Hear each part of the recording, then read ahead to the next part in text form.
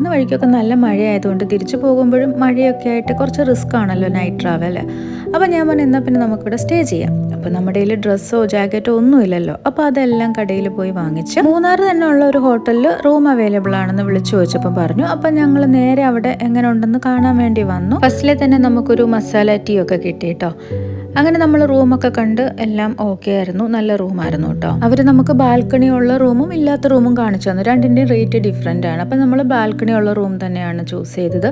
പിന്നെ അവിടെ ഇതുപോലെ സ്നാക്സ് ഒക്കെ വെച്ചിട്ടുണ്ടായിരുന്നു. അതിന് കുറച്ച് റേറ്റ് ഒറിജിനലിനേക്കാൾ കൂടുതലാണ് കേട്ടോ. പിന്നെ നമുക്ക് കോംപ്ലിമെൻ്ററി ആയിട്ടുള്ള brush, paste, soap, shower gel അങ്ങനത്തെ കുറേ ഐറ്റംസ് ഒക്കെ അവിടെ വെച്ചിട്ടുണ്ടായിരുന്നു. അപ്പോൾ ഇതാണ് നമ്മുടെ ബാൽക്കണി. നല്ല വ്യൂ ആയിരുന്നു. നല്ല ഗ്രീനറി ഒക്കെ ആയിട്ട് നല്ല ഭംഗിയുണ്ടായിരുന്നു. പിന്നെ മൂന്നാർ അടുത്ത് തന്നെയാണല്ലോ. അപ്പം പെട്ടെന്ന് മൂന്നാറിലോട്ട് എത്താനും കുറച്ച് ഡിസ്റ്റൻസേ ഉള്ളൂ. അപ്പോൾ ഞങ്ങൾ നേരെ ബാൽക്കണിയിൽ നിന്ന് കണ്ട ആ ഒരു പ്ലേസിലോട്ട് തന്നെ പോയി കുറച്ച് നേരം വർത്താനമൊക്കെ